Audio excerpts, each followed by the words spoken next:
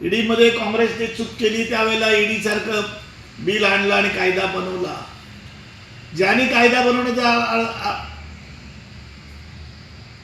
आग्रह धरला किंवा तो केला त्याची नंबरच पहिले त्या कायद्याने आतमध्ये केली.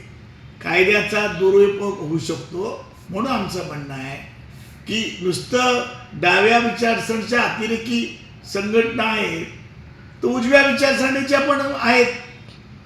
त्यांनी पण या ठिकाणी काही लोक अटक झालेले आहेत. मालेगावचा जो स्फोटाचा त्या ठिकाणी झालेला प्रकार आणि त्यामुळे झालेले अतिरेक आज त्यांच्या पण केसेस चालू आहेत. त्यांना काही जामीन मिळाले नाहीत.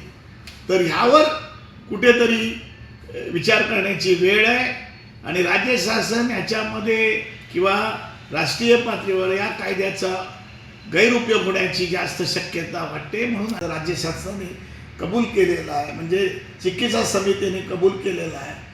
उद्या चर्चेअंती काय होतं ते बघायला लागेल. मला आशा आहे की ज्या पद्धतीने जनतेमध्ये याला विरोध आहे, सर्व पक्षामध्ये ज्या पुरोगामी विचाराच्या जे पक्ष आहेत त्यांचा खऱ्याखुऱ्याने विरोध आहे आणि नुसते डावे नाही, जे उजवे पण आहेत अतिरेकी, ही उजव्या अतिरेकीमध्ये काही सगळेच चांगले लोक नाही आहेत. त्याच्यामध्ये जे अतिरेकी लोक आहेत आणि त्या पकडले गेलेले आहेत, त्यांच्यावर केसेस चालू आहेत, त्याचा पण विचार हे बिल चालू करताना किंवा संमत करताना विचार व्हावा अशी माझी अपेक्षा आहे. एबीपी माझा, उघडा डोळे बघा नीट.